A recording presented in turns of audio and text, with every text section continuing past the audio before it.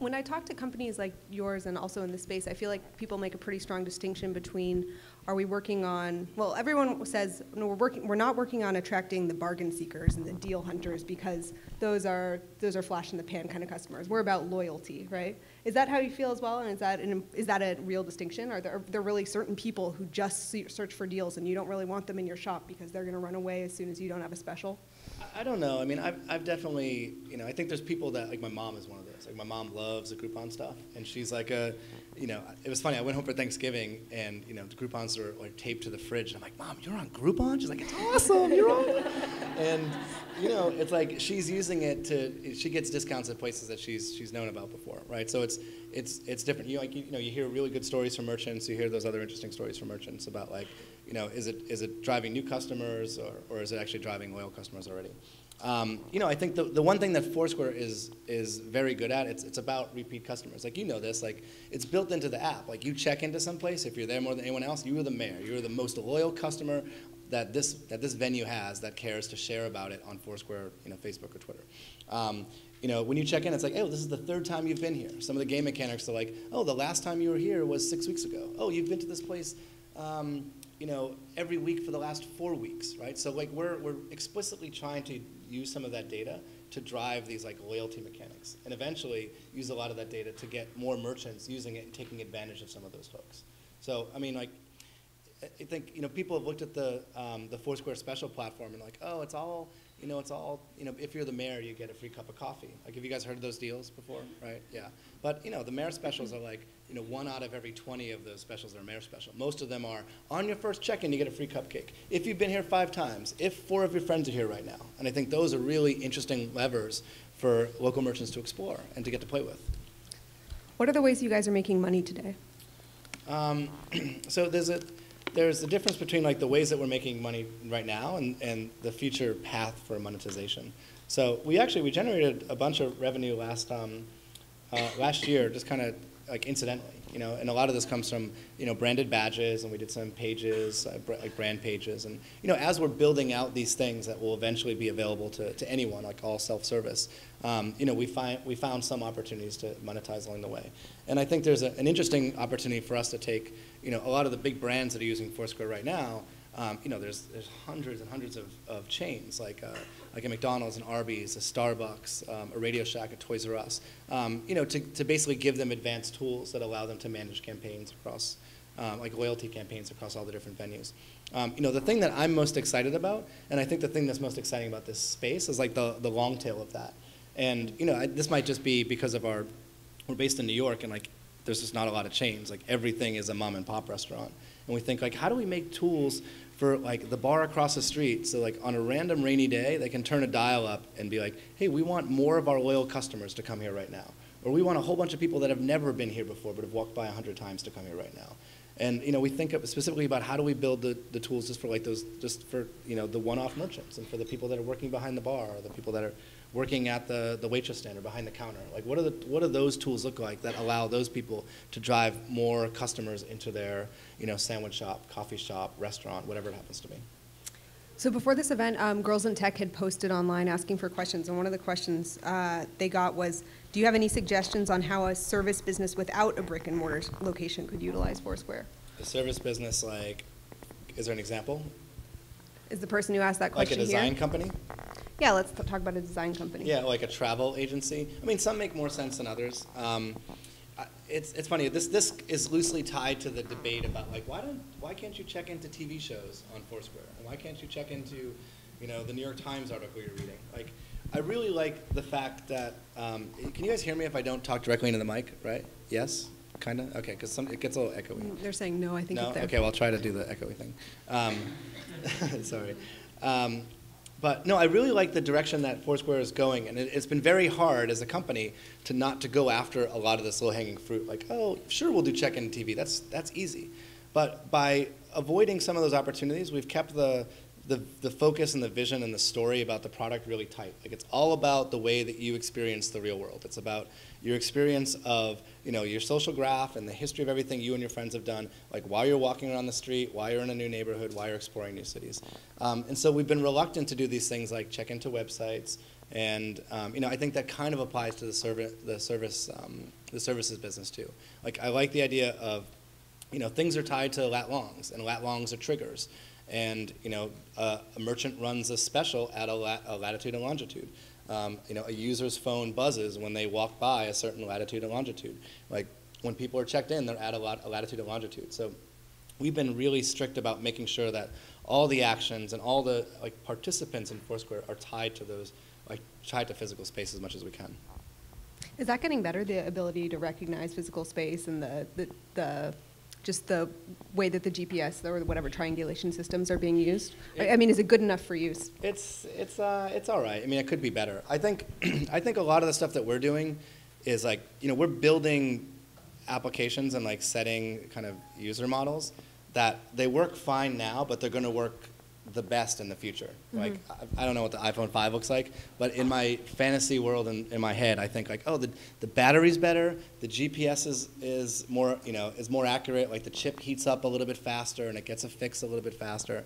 That's one of the things that drives me nuts about Foursquare now. I was trying to check in up here and it took me 20 seconds. That's 15 seconds too long. It should take 5 seconds. Or even better, the thing recognizes oh, looks like you walked into the founder's den. Do you want to check in here?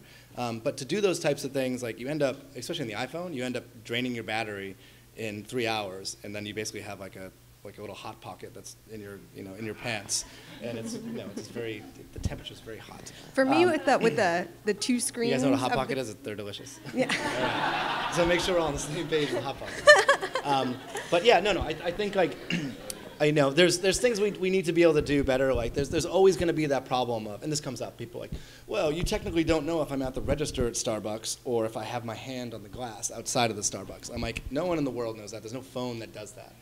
But I bet you in a couple years, phones will be able to do that, and we'll take advantage of it. If we waited for that technology to come out, and if we said, well, there's no point in building this stuff because the phones aren't good enough, no one will ever build anything. That's the point. You build these things now as experiments to see if they work, and it turns out this one's working pretty well. And Foursquare will grow up and mature as those technologies get better. For me, I've gotten better and better at kind of discreetly clicking through the confirmation screens while putting my phone down, so it doesn't look like I'm being antisocial. I do the same thing. It's start it up, turn it over. Okay, I found the fix. Okay, check in. Yeah, I do that. Yeah. What signs are you seeing that people are getting more comfortable sharing their location?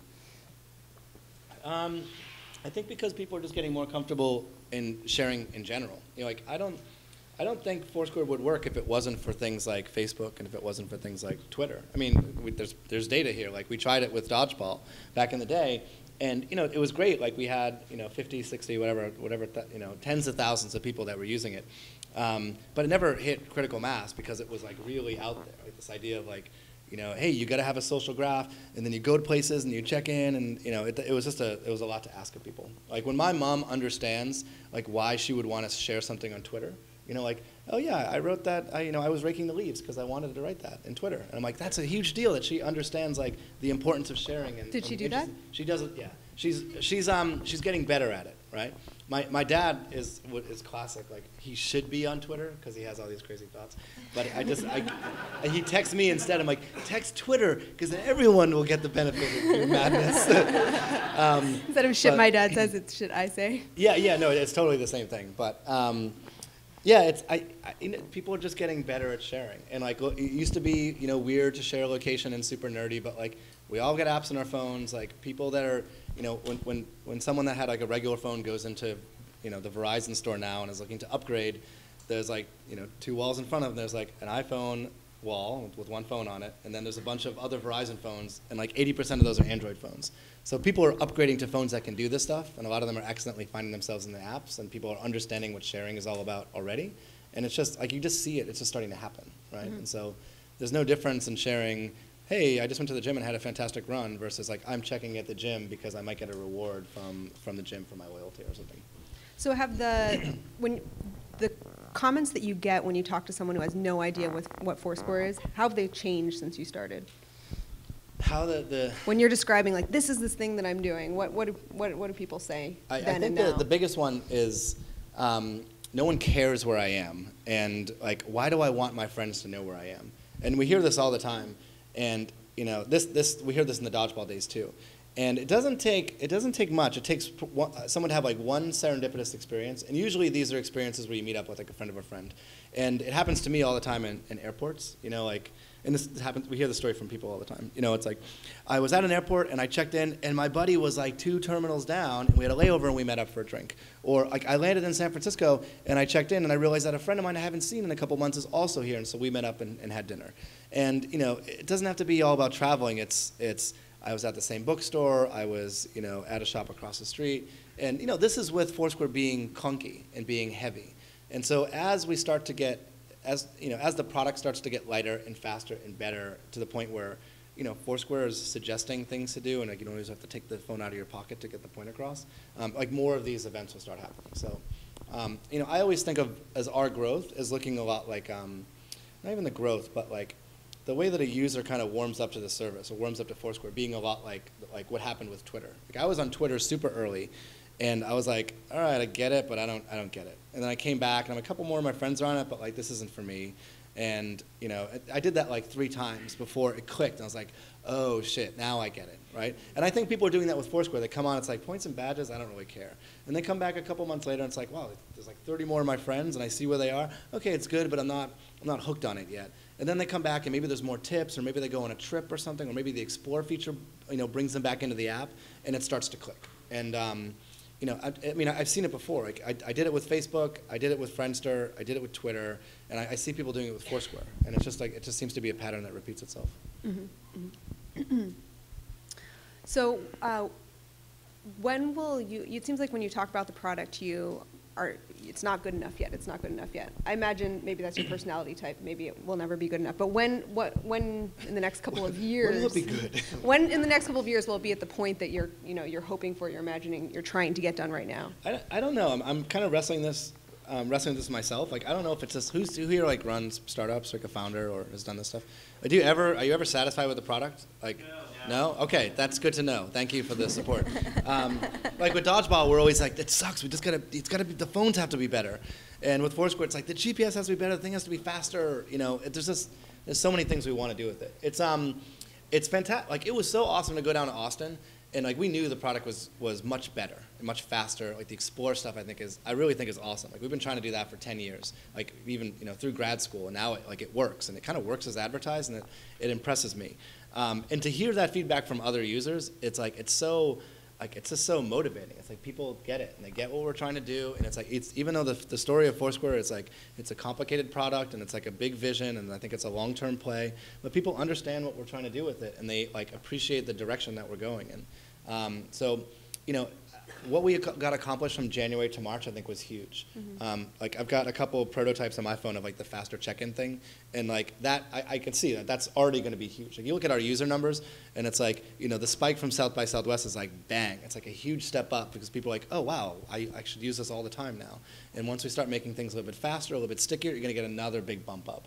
And you know, that's been the history of the product the whole time. And you know, I'm hoping by the second quarter things are faster. By the end of the summer, like, we're starting to do like a more passive stuff, so we'll see. How many users do you have now? I think it's 8.5 million now. So it grows, that's registered, right? Yeah, it grows. It's about 1 million users. It's about 1 million users every month.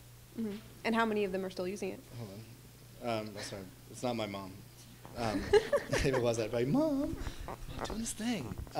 So how many of them are still using it? How many are active? Oh, so we haven't, you know, historically we haven't disclosed the actives because people, you know, just don't disclose active stuff. But it's we're pretty psyched by it. There's a good strong tick of users that are coming back, you know, every week, every month, and are checking in on a regular basis. I think people should disclose actives. It's so much more useful. It's just, I don't know.